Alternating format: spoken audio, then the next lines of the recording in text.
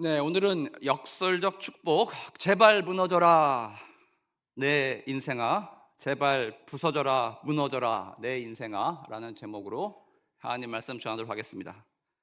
제가 제목을 이렇게 별로 썩 와닿지 않게 올렸더니 이렇게 달가워하시는 것 같지 않던데 내용은 밝아요, 여러분. 끝까지 한번 들어보세요. 최근에 한 권사님이 자동차 주차장에 설치되어 있는 이 주차 가이드 방지턱이라는 게 있지 않습니까? 그 방지턱에 걸려 넘어지셔가지고 무릎을 크게 다치셨다, 이렇게 전해 들었습니다. 이게 여러분 검은색 플라스틱으로 만들어진 것 같은데 색이 이렇게 좀 까맣다 보니까 지하 주차장 같이 조명이 별로 없는 곳이나 어두운 곳에서는요 잘 눈에 보이지 않을 때가 종종 있어요. 그렇다 보니까 애나 어른이나 청년이고 노인이고 주차장에서 차를 내릴 때는 경각심을 가지고 내려야 한다는 거예요. 왜냐? 이 높은 턱에 다리가 걸려 넘어지지 않게 늘 그렇게 조심해야 한다는 것입니다. 여러분 한번 생각해 보세요. 그 검은 발을 돈을 들여 가지고 왜 거기다 설치해 놓았겠습니까?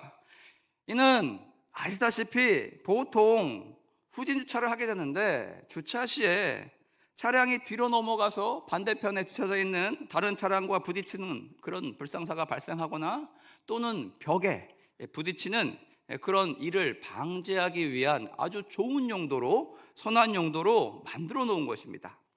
여러분, 이렇게 본래 선한 용도, 선한 목적으로 만들어 놓은 이 주차 방지턱이 가끔은 우리에게 배신을 때릴 때가 있다는 거예요.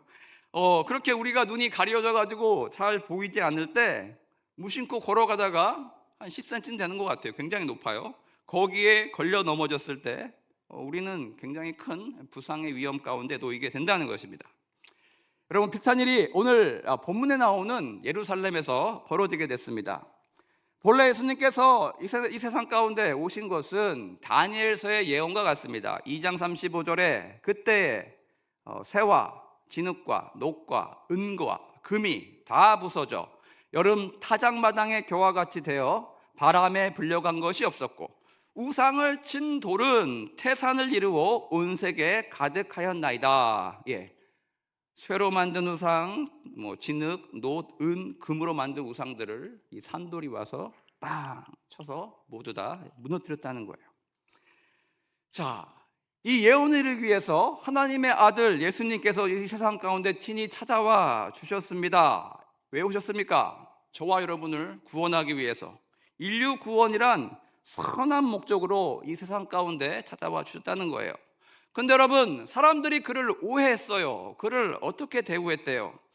오늘 포도원 비유를 보면 포도원 주인이 이 밭을 새를 줬대요. 누군가에게 정작하라 내어주었어요. 근데 어느 날 세를 받아 경작하는 자들 마음 가운데 욕심이 피어나더라는 것입니다. 무슨 욕심입니까? 이 포도원을 자기 것으로 삼으려는 그런 욕심이 발동되기 시작했습니다. 그래서 여러분, 저들 앞에 나타나는 주인의 종들을 찾아오는 족족 어떻게 했대요? 때리고 죽이고 돌로 쳤대요. 이제 그의 사랑하는 마지막 아들, 그 아들까지 찾아오게 되었을 때 어떡합니까? 간이 밖으로 나왔나 봐요. 배 밖으로 담대하게 대담하게도 잡아 죽여가지고 포도원 밖에 버려버렸다. 그래서 그 포도원을 자기의 것으로 가지려 했다라는 것입니다. 이렇게 포도원 주인이 청지기로 잠시 맡겨놓은 이 대리인 신분, 그 가운데 서 있던 저들은 자신들의 위치를 망각하고 그 포도원을 삼켜서 자신의 재산으로, 자신의 소유로 그렇게 삼고자 했다는 거예요. 이제 주인이 이 만행을 알게 되었을 때, 자기 아들마저 죽어나간 것을 알게 되었을 때 어떻게 했다 합니까? 저들에게서 그 포도원을 빼앗아서 다른 이에게 준대요. 누구에게? 그 나라의 열매 맺는 백성들에게 이 포도원의 경작권을 주시겠다고 그렇게 이야기합니다. 따라서 저들은요, 그 은혜 가운데 주었던 경작권마저 빼앗기고 청지기로서 함량이 부족했기 때문에 이 모든 기회마저 박탈당하고 음부에 앉아서 슬피 이를 가는 그런 암담한 일을 겪게 될 거다라는 경고의 메시지가 실려 있습니다. 여러분, 옛날 고전입니다. 에리 프롬에 저서 보면은 소유냐 존재냐, to have or to be라는 책이 있었어요. 현대 사회의 물질주의적 가치관을 비판하고 있습니다. 그리고 인간이 추구해야 할 진정한 삶의 방향을 논하던 책이었습니다. 에이리 프롬은 이 책에서 저와 여러분이 살아가는 방식을 크게 두 가지로 구분하고 있습니다. 소유 양식이 있고요, 그리고 존재 양식, 두 가지 양식이 있다고 합니다. 이 책에서 에이리 프롬은요, 현대에 있는 물건뿐 아니라 심지어 여러분 지식과 사상과 종교와 사랑까지 눈에 보이지 않는 이런 것들까지도 소유하려고 하는 그런 성향을 보이고 있다고 합니다. 그러나 그렇게 소유에 집착하면 집착할수록 어떻게 되냐? 물건의 노예가 된대요.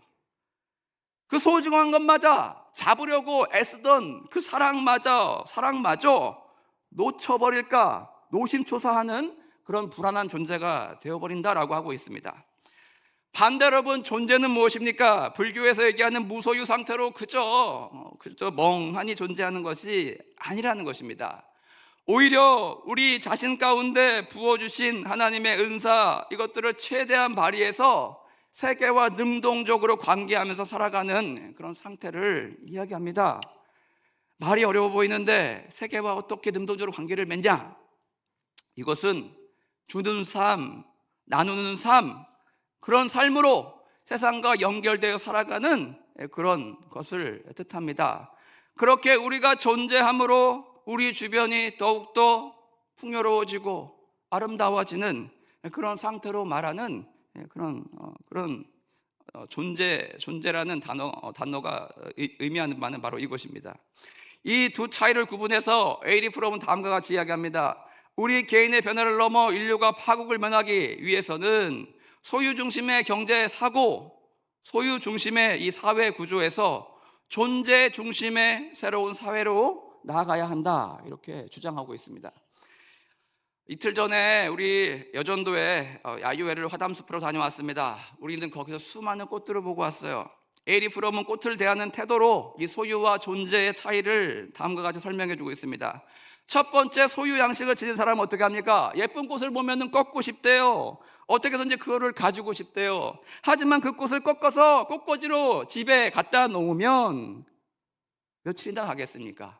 곧 시들어버린다는 것입니다. 화병에서 곧 그렇게 죽음을 맞이하게 된다는 거예요. 존재 양식은 어떻게 됩니까? 꽃을 꺾지 않고 그저 바라보면서 꽃과 함께 존재해야 한다고 합니다. 왜냐하면 꽃은 생명을 유지하고 있는 그 상태로, 바로 그 상태가 유지가 될 때 가장 아름다워 보이기 때문이란 것입니다. 결국 에이리 프롬은 결론적으로 우리가 더 많이 소유하는 것이 아니라 더 많이 존재하는 것이 바로 우리 인간이 행복해지기 위한 진정한 해방이다 라고 이렇게 이야기하고 있습니다. 여러분, 이것은 비단 사회나 경제가 나아갈 방향뿐만 아니라 오늘날 우리 교회가 반드시 지향하고 추구하며 나아가야 할 방향이라고 할 수가 있겠습니다. 요즘 전국적으로 집사기 경쟁이 붙었습니다. 왜냐? 정부에서 정한 시한인 5월 어마어마한 세금이 매겨지기 전에 집을 팔고 구매하려는 사람들이 참 많아졌습니다. 오늘 성경 보시면 이 부동산, 즉 건물에 대해서 이야기를 하고 있어요. 건축을 하는 과정, 즉 부동산을 소유하는 과정 중에 발생한 특이한 일들에 대해서 성경은 다음과 같은 비유를 사용해서 묘사하고 있습니다.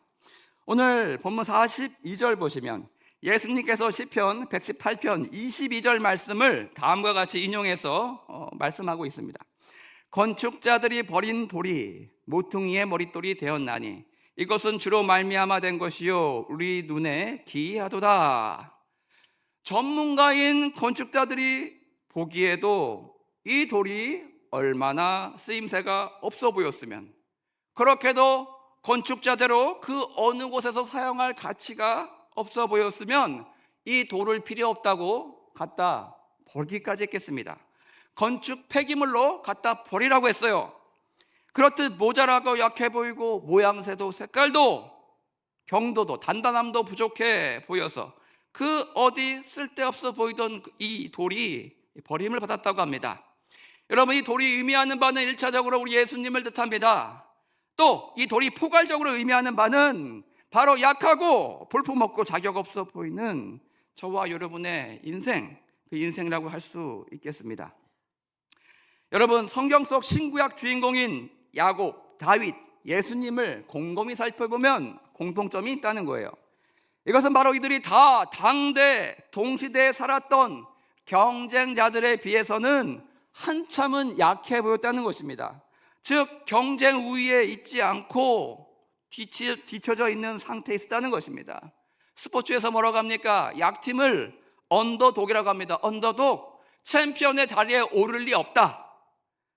언더독으로서 챔피언 자리에 오르고 싶어도 올라갈 힘이, 그 역량이 전혀 없어 보이는 그런 상태였다는 것입니다.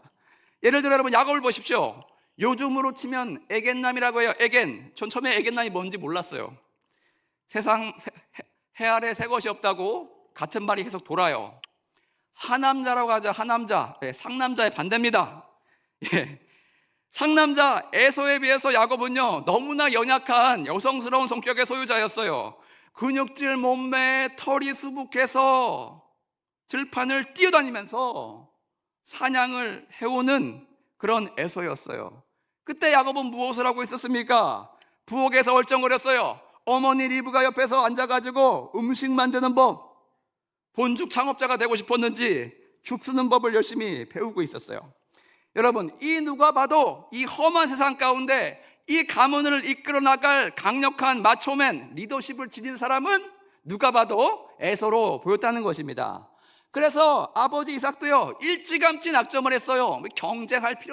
경쟁시킬 필요도 없어. 나의 후계자는 바로 이 남자다운 에서야. 이미 정해 놓았다는 것입니다. 또 여러분, 다윗을 보십시오.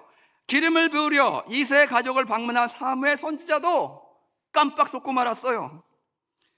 그는 이세의 아들, 그 중에서 형 엘리압을 보고 반해버립니다. 야, 영웅정의 이 풍모를 봐라. 이가 바로 하나님께서 나를 보내서 왕으로 기름 부으러 하신 바로 그 이가 맞구나 라고 해가지고, 하나님 말리지 않았으면 기름을 부을 뻔했어요. 그러나 여러분, 하나님의 선택은 뭐래요? 노, 걔 아니래요. 다음, 걔도 아니래요. 막내 어디 갔네요. 청소년 다윗이 들에서 애띤 다윗이 양을 치고 있었어요. 여러분, 예수님 보면은 참 멋있게 나옵니다. 영화 포스터 보면은 백인의 모습으로 파마 머리에, 얼마 전까지만 해도 예수를 닮으신 분이 있었는데 수염을 밀어버리셔가지고 그렇게 잘생긴 청년의 모습으로 나온다는 것입니다. 근데 여러분, 성경의 묘사를 보면은 뭐라고 하고 있습니까? 고운 것도 없대요. 평범한 것보다도 모자란 중간 이하의 그런 외모를 지니고 있었다고 합니다. 영적으로도 예수님이 가족들에게조차 선지자로 인정을 받지를 못했다는 것입니다. 고향 마을에 가가지고 회당에 가서 말씀을 전해도 뭐라고 합니까, 여러분? 네가 무슨 선지자냐? 얼마 전까지만 해도 네 아버지 요셉이랑 가구를 만들던 가구쟁이가 갑자기 나타나가지고 무슨 우리에게 선지자 노릇을 하려고 하냐? 라고 하면서 예수님을 전혀 인정하지 않았다는 것입니다. 이렇듯 여러분, 이 셋을 보면은 연약해 보여요. 부족해 보여요. 사람들의 선택 가운데서 선택을 당할 그런 사람들이 결코 아니었다는 것입니다. 근데 여러분, 아이러니하게도 하나님께서 저들을 들어 쓰세요. 저들은 하나님의 선택을 받고 성경의 주인공으로 그렇게 등극하게 됩니다. 어째서 그렇습니까? 이런 일이 왜 발생했습니까, 여러분? 그것은 바로 저들은 모두 경쟁력 없어 보이던 언더독이었을지언정 하나님의 존재와 하나님 나라에 대한 그 열심이 그 누구보다 강력했던 그런 자들이었기 때문입니다. 즉, 자신이 연약했기에 그렇게 연약하고 연약할수록 더욱 하나님을 의지할 수밖에 없었던 그런 사람들이었던 것입니다. 하나님께서 그런 저들을 뭐라고 합니까? 의구 못난 놈들아, 이렇게 탓하고 구박하시는 것이 아니고 어여삐 여겨주셔서 연약한 저들에게 하늘의 힘을, 지혜를 공급해 주시니 세상의 지혜와 세상의 힘을 뛰어넘게 되더라는 것입니다. 하나님의 선택은 그렇게 여러분 약했기에 하나님을 간절히 의지했던 야곱이었고 다윗이었고 우리 예수님이었다는 것입니다. 이 하나님의 선택과 반전을 오늘 성경 본문은 어떻게 비유적으로 묘사하고 있습니까? 예수님이 이 세상에서 다니엘서의 예언과 같이 모든 우상들을 쳐부수는 산돌로 오셨음에도 불구하고 건축자, 소위 전문가란 사람들이 이 돌은 도저히 쓸 데가 없다라고 해가지고 성문 밖으로 던져서 버렸다는 거예요. 이 선택받지 못한 돌이 하나님의 건축자가 되셨을 때는 주춧돌로, 건물에 있어서 가장 중요한 머릿돌로 사용되었다라고 비유로 말씀하고 계십니다. 저와 연세대 투어를 역사 투어를 같이 가셨던 분들은 모두 생생하게 기억하실 것입니다. 연세대학교 가보면은 올드 캠퍼스죠. 그 첫 번째 건물 좌측에 있는 스팀스관이 1919년에 지어졌어요. 네, 저와 여러분이 기억하는 3.1 운동이 일어나던 그 해 연세대 신촌 캠퍼스의 첫 번째 머릿돌이 설립자 언더우드가 이미 죽었어요. 그녀의 미망인 릴리어스 호튼 여사에 의해서 첫 번째 머릿돌이 놓여지게 되었다는 것입니다. 여러분, 지금도 가서 그 머릿돌을 자세히 보십시오. 건축 연도를 의미하는 1919라는 숫자가 음각으로 새겨져 있다는 것입니다. 이것은 성경적인 뜻이 건물 가운데 녹아 있는 것이라고 말씀드린 적이 있었습니다. 빌립보서 1장 6절 보시면 너희 안에서 착한 일을 시작하신 이가 그리스도 예수의 날까지 이루실 줄을 우리가 확신하노라. 우리는 예수님을 만난 그 순간부터 예수님께서 친히 지으시는 건물로 계속해서 지어져 가고 있다는 의미입니다. 따라서 여러분, 예수님을 통해 하나님의 자녀가 되게 하신 그 시점부터 그 첫사랑이 시작된 그 날짜가 너무나 중요하기 때문에 그 날짜를 영원히 기념할 수 있게 그 날짜를 건물에 새겨 놓았다는 것입니다. 이런 영적인 의미를 담고 있어서 서양의 건축물들은 특이하게도 여러분 첫 번째 공사가 시작한 바로 그 연도를 건물에 새겨 놓았다는 것입니다. 예수께서 친히 우리의 머릿돌이 되어 주셨다는데 실질적으로 여러분 우리 삶에 어떤 의미가 있기 때문에 예수를 머릿돌로 그렇게 표현해 주셨나요? 그것은 바로 이 머릿돌을 기준으로 석조 건물이 3, 4분면이죠. 가로, 세로, 높이 이 머릿돌을 따라가지고 그 면을 따라서 수직으로 직각으로 반듯하게 맞춰져서 올라가기 때문이라는 것입니다. 즉 여러분 머릿돌은 건물의 시작이자 동시에 이 건물을 지어져가는 기준이 되고 방향을 올바로 잡아주는 그런 용도로 쓰임받게 된다는 것입니다. 즉 여러분 예수님을 만난 저와 여러분은 그 이후에 예수님의 인도하심과 예수님의 말씀이 성령의 운행하심이 우리 가운데 주어져서 우리가 올바른 방향으로 나아갈 수 있게 걸어갈 수 있게 우리를 인도해 주신다는 것입니다. 연여 22절 보시면 예수님을 비유한 이 돌 위에 떨어지는 자는 깨질 것이요 라고 성경은 묘사하고 있습니다. 여러분 이 부분을 읽을 때마다 저는 참 의아했어요. 예수님은 우리를 보호하시고 아름답게 세워져 가셔야 되는데 이 돌은 분명히 예수님을 의미하는 것 같은데 그 위에 선자들이 왜 깨질까? 그 깨지는 사람들은 과연 누구를 의미하는 것일까? 라는 의문이 생겼습니다. 그것은 바로 저와 여러분과 같이 구원의 믿음 위에 세워지게 된 자들을 뜻하고 있다는 것입니다. 이 돌 위에 떨어지는 자들은요 야곱의 야복 강가에 천사와의 씨름 중에 그가 당했던 깨짐, 그런 부서짐, 하나님의 뜻대로 우리의 욕심과 우리의 자아가 그 반석 위에 세워졌을 때 산산조각 나게 된다는 것입니다. 여러분 야곱은 어떤 사람이었습니까? 인생 전망기를 보십시오. 술수와 고집과 아집의 대명사와 같은 인생을 살았던 그런 사람이었어요. 그런 그의 인생의 야복 강가에서 분이엘에서 큰 인생의 전환기를 맞이하게 되었습니다. 이후 야곱의 인생의 후반기는 어떻게 바뀌게 되었습니까? 하나님께서 레오가 블록과 같이 야곱이 그동안 자기가 만든 설계도를 따라서 높이 쌓아 올렸던 그 산성을 철퇴로 부수시더니 모두 조각내가지고 조각조각 내시더니 그렇게 다 허물어 버리시고 나서 예수님 그 반석 위에 예수님을 모퉁이 돌로 삼아서 다시 반듯하게 지어져 가게 그렇게 하셨다는 것입니다.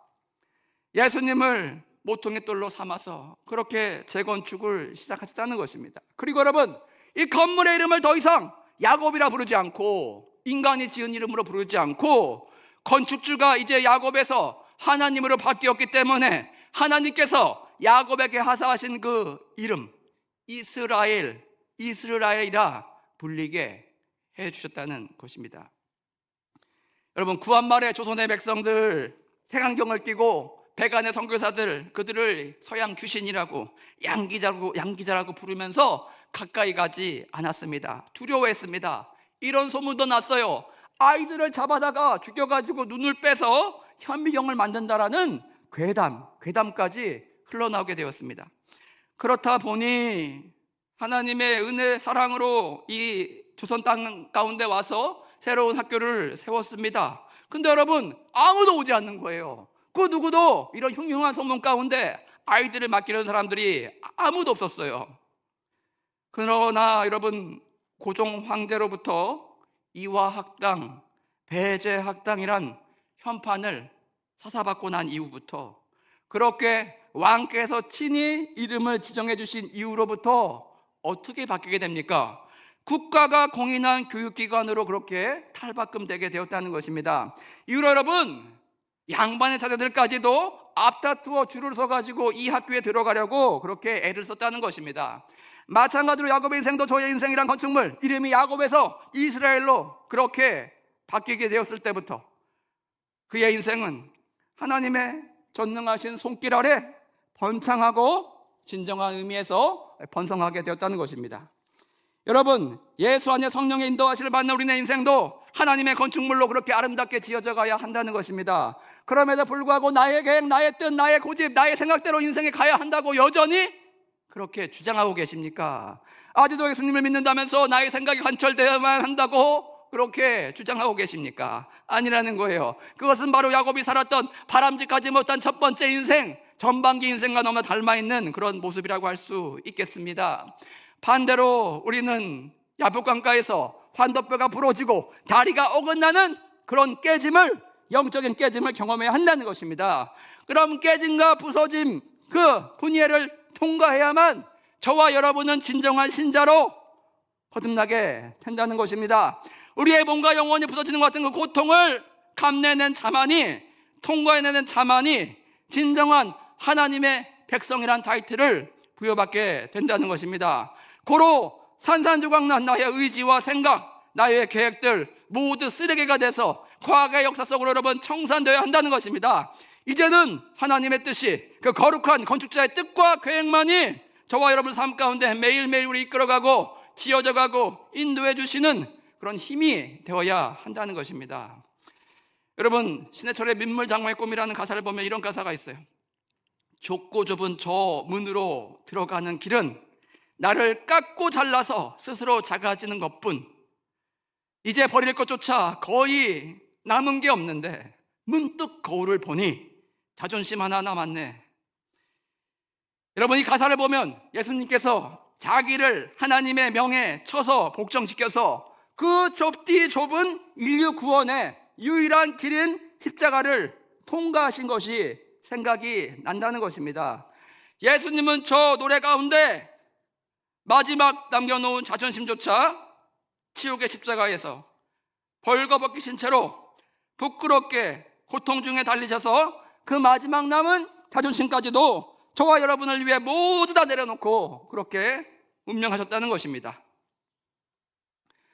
반대로 우리가 그러지 못할 때, 예수님이 가신 그 길을 우리가 통과해내지 못할 때 우리는 이 돌에 걸려 넘어지게 된다는 것입니다. 이사야 8장 14에서 15절 보시면 그가 성소가 되시리라. 그러나 이스라엘의 두 집에는 걸림돌과 걸려 넘어지는 반석이 되실 것이며 예루살렘 주민에게는 함정과 올무가 되시리니 많은 사람들이 그로 말미암아 걸려 넘어질 것이며 부러질 것이며 덫에 걸려 잡힐 것이니라. 즉 이 돌에 걸려 넘어지는 자들은 이 예수님이란 신령한 돌을 머릿돌로 사용하지 아니한 사람들을 뜻하는 것입니다. 이들은 이 돌의 용도를 잘못 알고 잘못 사용하고 있는 자들입니다. 그들은 그렇게 머릿돌로 주어진 예수님이란 돌을, 그 소중한 돌을 어디다 두었습니까? 주차 방지턱으로 땅에 박아두고 잘못 사용하고 있다는 것입니다. 나아가 저들의 마음이 가려져 가지고 캄캄해졌을 때, 욕심이 가득 쳐들어왔을 때 그 돌을 미처 발견하지 못하고 걸려 넘어지는 그런 안타까운 형국 가운데 빠져들게 된다는 것입니다. 즉 아직도 지독하게 남아있는 자신의 생각과 자신의 의와 자신의 정의를 들고 살아가는 사람들이 여전히 있다는 것입니다. 예수를 믿으면서도 내 자신이 틀렸다고 생각하지 못하고 살아갑니다. 타인의 마음을 조금 더 헤아리지 못하고 자기만 맞다고, 자기만 스스로 옳다고 주장하면서 그렇게 관철시키려 정신 승리하려 하는 그런 모습이 남아있다는 것입니다. 아직 깨지지 않는 모습, 그 모습대로 그렇게 살다가 예수께 결국 걸려 넘어지는 안타까운 형국이라 할 수 있겠습니다. 마지막으로 보는 이 돌이 머리 위에 떨어지는 자들은 예수를 진정 찾지 못한 자들, 또는 발견하였으나 예수님이라는 반석 위에 자기 자신을 부수고 쪼개고 깨뜨려서 자기를 내어드리지 않은 사람들이라고 할 수 있겠습니다. 예수님의 탑이 아니라 자기 자신의 탑을, 그 반석을 기반 삼아서 멋진 건물을 올리려고 그렇게 애쓰고 힘쓰는 사람들은 결국 뭐라고 하십니까? 심판의 돌이 그들 머리 위에 떨어져서 결국 저들을 먼지로, 파멸로 이끌게 될 것이다, 그렇게 말씀하고 있습니다. 즉 사람이 한 번 죽는 것은 정해진 바인데 그 이후에는 이 최종 심판이 있을 거라고 강력히 경고하고 있습니다. 여러분의 신령한 돌, 예수님은 어디에 위치해 계십니까? 행여 여러분 땅바닥에 박혀 있지는 않습니까? 아니면 여러분 인생의 집을 거룩하게 세우시는 가장 소중한 돌로 여러분이 믿음이 시작한 그 연도를, 그 시기를 새겨놓은, 기념해 놓은 그런 아름다운 머릿돌로 사용하고 계십니까? 부디 여러분 예수님을 머릿돌로 삼아서 우리 인생의 방향을 성령의 인도하심과 하나님 말씀의 그 가운데 세우고 늘 점검하고 늘 물으며 한 걸음 한 걸음 두렵고 떨리는 마음으로 나의 발걸음이 잘 가고 있는지를 점검하시는 여러분 되시길 바랍니다. 그렇게 여러분 예수님을 소유가 아니라 예수님께서 진정 원하시는 거룩한 아름다운 존재로 빚어져가는 저와 여러분 되시길 주님의 이름으로 축원드립니다. 다 같이 찬양하시겠습니다. 예수 우리들의 밝은 빛.